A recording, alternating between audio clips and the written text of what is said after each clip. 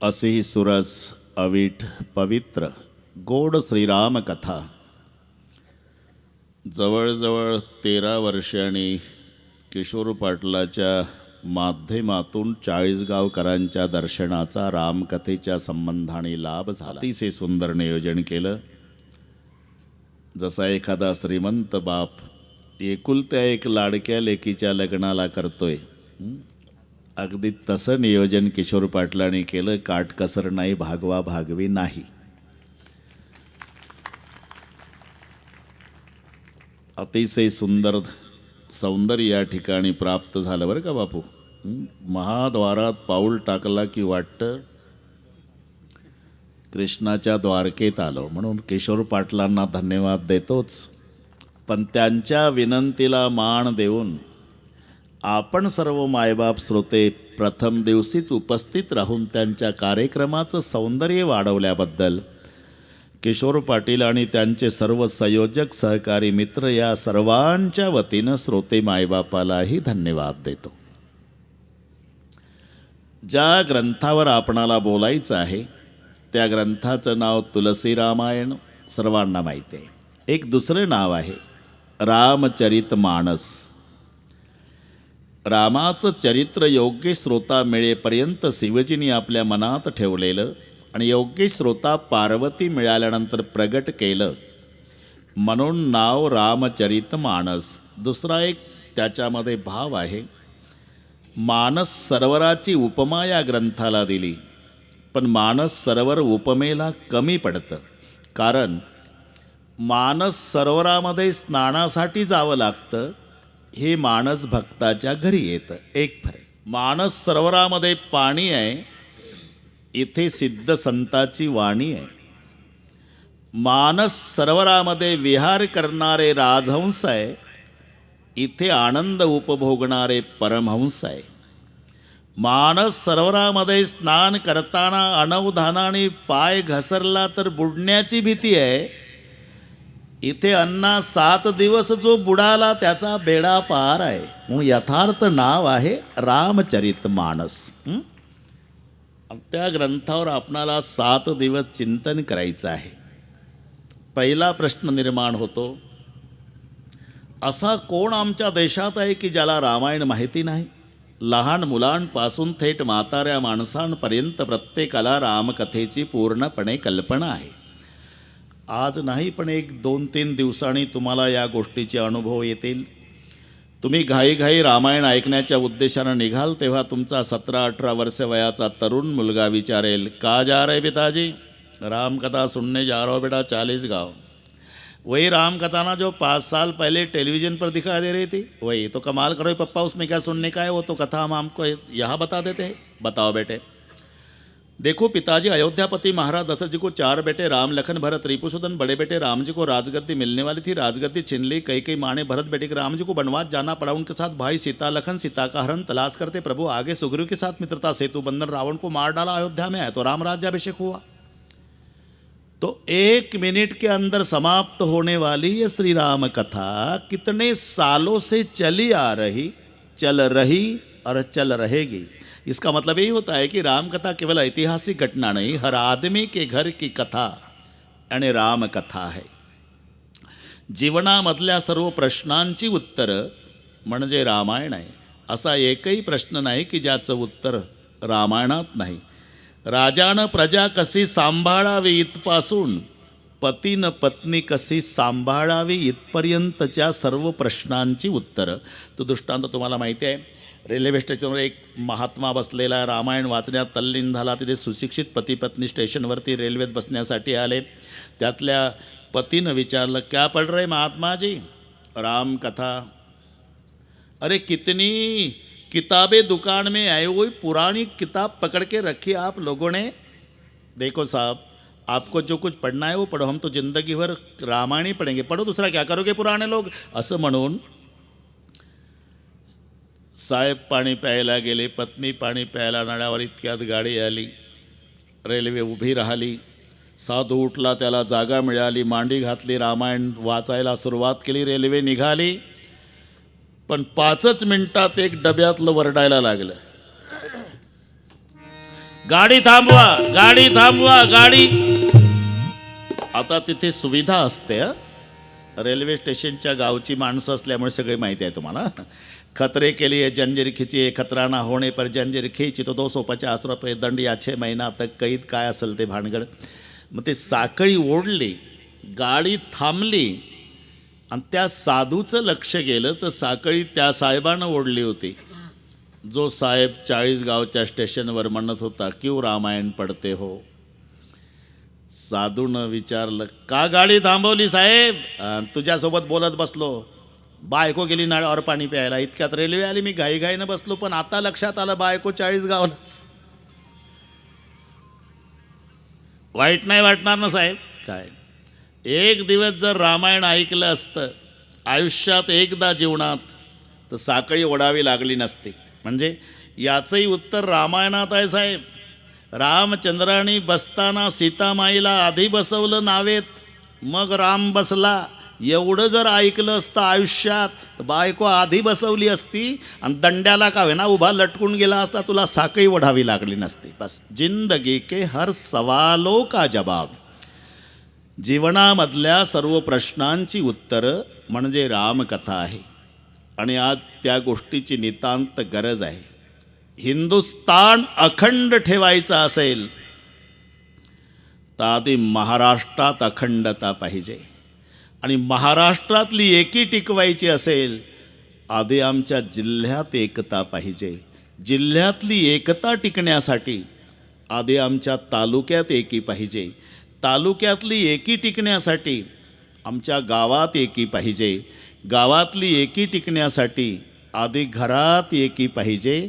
आणि घरातली एकी टिकण्यासाठी बंधूचं बंधूवर प्रेम असलं पाहिजे. आणि ते कसं असावं याकरता रामायण श्रवण केलं पाहिजे. हे आपल्या दृष्टीनं विचार करा. सख्खे नाही, सावत्र आहे. राम कौसल्याचा आहे,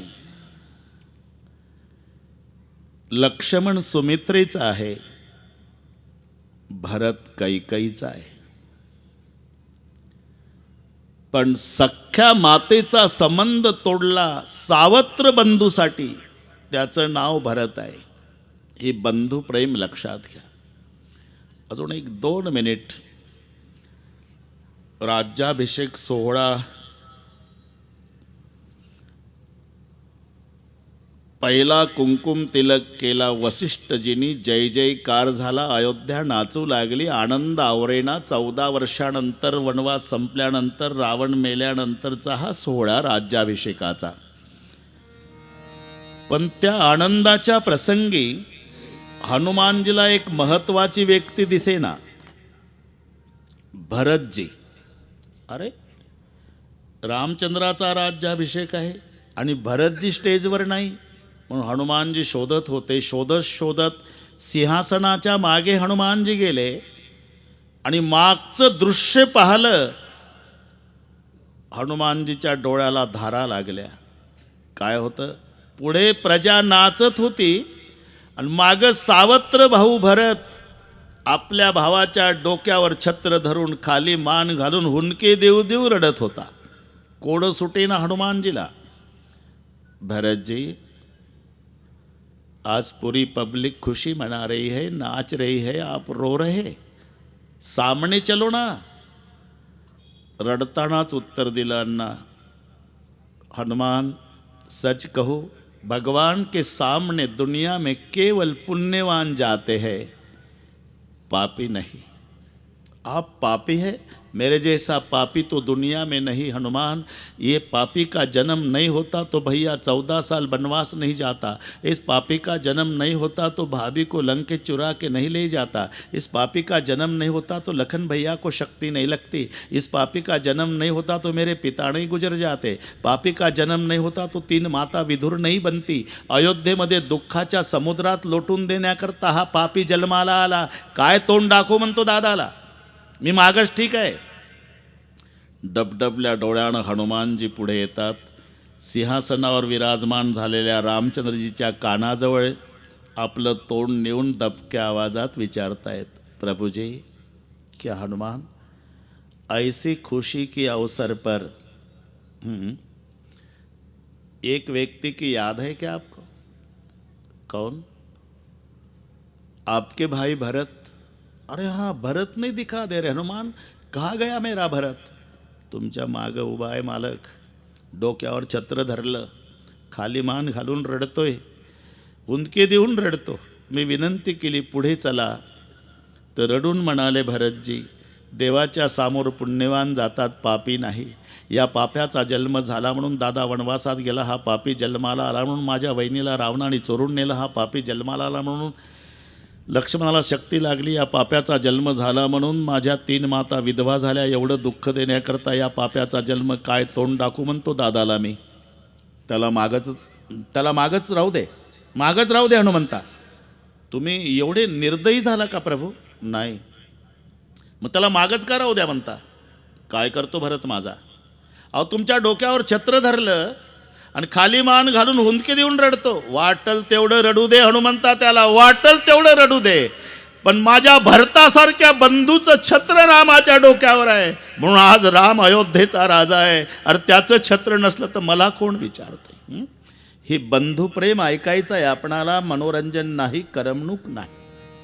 आणि म्हणून आमच्या जीवनातल्या सर्व प्रश्नांची उत्तरं म्हणजे रामकथा आहे.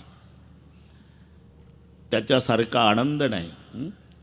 मला किशोर पाटलांनी आपल्या धाकट्या भावाचा परिचय करून दिला, आनंदानं छाती भरून आली. आम्ही ज्याच्याकरता आमचे प्रयत्न आहे, वाईट या गोष्टीचं वाटतं, काही संबंध नसलेल्या मित्रासाठी आमचा लाखो रुपयाचा चुराडा आहे आणि रक्ताचं नात असलेल्या सख्या भावाच्या घशात विधभऱ्या बांधासाठी कुऱ्हाडी आहे. आणि मग प्रश्न पडतो की रामायण गेलं कुठं? कोण म्हणतंय तुम्हाला मैत्री करू नका? जरूर करा, जरूर करा, फक्त प्रार्थना आहे आपल्या भावाला डावलून करू नका. पैशानं मित्र मिळत असतात, भावाची खरेदी होत नाही.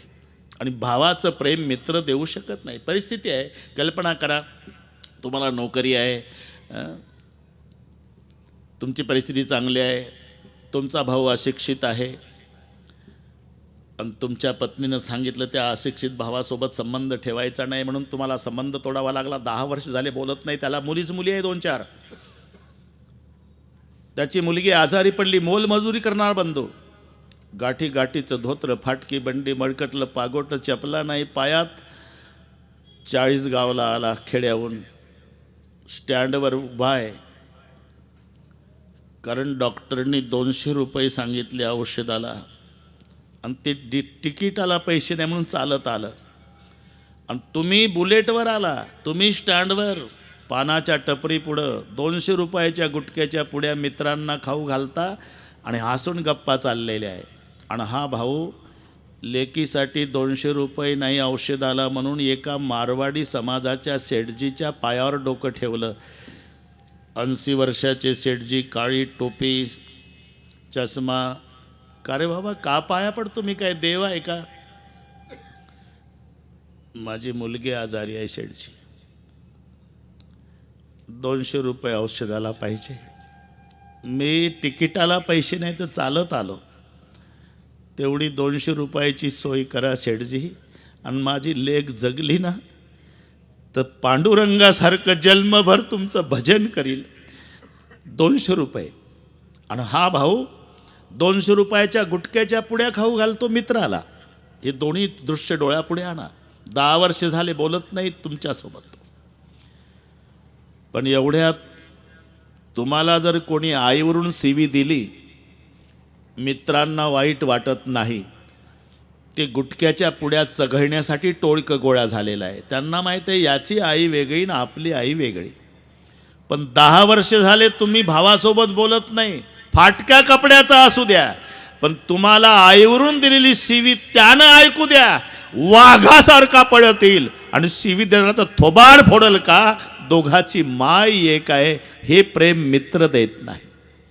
म्हणून लक्षात ठेवा, मैत्री जरूर करा, पण आपल्या बंधूला डावलून करू नका. सगळे मिळेल, भाऊ मिळणार नाही. एका आईच्या पोटातून आलेले असतात. आणि हे बंधूचं बंधूवर प्रेम कसं असावं याकरता रामायण आहे. करमणुकीसाठी नाही, मनोरंजनासाठी नाही. आणि त्यासारखा आनंद नाही अण्णा. जेव्हा भावाभावाचं प्रेम एकमेकावर जीवापाड असतं तेव्हा मायबाप बिना औषधाचे 10 वर्ष जास्त जगतात, एवढं लक्षात घ्या. अरे मायबापाला काय पाहिजे म्हातारपणात? 2 चपात्याचं जीवन आहे त्यांचं. 1 चपाती आईला, 1 चपाती बापाला, बस भरपूर झालं. पण तुमचं एकमेकावरचं प्रेम पाहून बिना औषधाचे 10 वर्षे मायबाप जास्त जगतील. हे त्यांच्या जीवनातलं टॉनिक आहे. बंधूचं बंधूवर प्रेम. आणि 2 भावाची रोजची भांडणं ऐकली ना तर 6 महिन्यातच जगाचा निरोप घेतील मायबाप. मायबापाला दुसरं काय पाहिजे? तुमचं एकमेकाचं एकमेकावर जीवापाड प्रेम. आणि ते प्रेम कसं असावं हे रामायणातल्या पात्राचा विचार करू आपण. आज प्रथम दिवस आहे. पुन्हा 1-2-3 मिनिट बाजूला जातो. हे लक्षात ठेवा, तुमचं भावाभावाचं चांगलं चाललेलं दिसलं की कावळ्याच्या जातीचे लोक टपलेले असतात, त्यापासूनही सावध राहा. आणि गावोगावी आहे हे कावळे मंडळ. त्यांना कावळे का म्हणतात? जसा कावळा जखमेवर टोच मारतो तसं 2 भावाचं सुरळीत चाललेलं दिसलं की कावळ्यानं तोंड खुपसलंच. तो 24-25 वर्षाचा भाऊ लहान, बरमुडा घातलेला, उसात पाणी भरतोय शेतात. त्यांचं एकमेकावर प्रेम आहे. पण तिथं मोटरसायकलनी कावळा जातो सकाळी 8:30ला. कावळा कळला ना, मोटरसायकल बांधावर उभा राहून, इकडे रे. आणि तो उसातून आला, चिखल लागलेला, बरमुडा घातलेला 24 वर्षाचा भाऊ. काय पाटील, अरे गडी आहे का तू त्याचा? कोणाचा? तुझ्या भावाचा. तिला का कांजीचे कपडे घालून पुढाऱ्यासारखं 40 गावात फिरतन, तू गड्यासारखा दिवसभर उसात पाणी भरतो. अर्ध वाटून घ्या उद्या. आता कावळे कळले तुम्हाला. पण मोठ्या भावाच्या उपकाराची जाणीव ठेवणारा जर लहान भाऊ असेल तर त्याही वेळेला लाल डोळे करतो. बरं का पाटील, दोघंच आहोत आपण इथे. फक्त वयाचा विचार केला यावेळेला म्हणून हात उगारत नाही तुमच्यावर. मग कावळा हादरला. त्याला वाटतं इथं पेटत नाही वाटतं भाऊ, आपला रॉकेलचा कॅन आजचा फुकट गेला. म्हणजे काय करतोस? माझे मायबाप एकाच वेळी मेले 8 दिवसात. तेव्हा मी 7 वर्षाचा होतो आणि माझा मोठा भाऊ 12 वर्षाचा होता. कोणी नाही आम्हाला. सगळे पाहुणे रावणे सगळे तेरवीचा कार्यक्रम करून निघून गेले. मोडकं झोपडं आमचं, रॉकेलची चिमणी पेटवलेली. आणि दोघाही भावाला पुन्हा मायबापाच्या आठवणी आवरल्या नाही. मी माझ्या भावाच्या गळ्याला बिलगून रडलो झोपड्यात.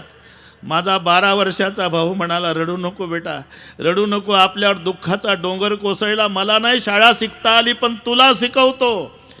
म्हणून माझा भाऊ माझ्यासाठी गुराखी झाला, मला शाळेत घातलं. नंतर 7-8 वर्षाचा काळ गेल्यावर भावाचं लग्न झालं. माझं नशीब चांगलं, गरिबा घरची मला वहिनी मिळाली, पण तिला गरिबीची जाणीव. आणि तिनंही ठरवलं आल्यावर की जगात घडलं नाही ते मी करून दाखवणार, माझ्या दिराला पदवीधर करून दाखवणार.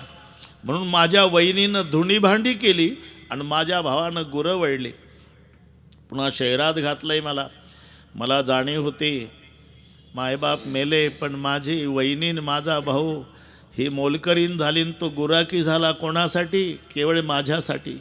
आणि म्हणून मी रात्र रोडवरच्या लाईट खाली अभ्यास करायचो. पहिला नंबर पदवीधर झालो.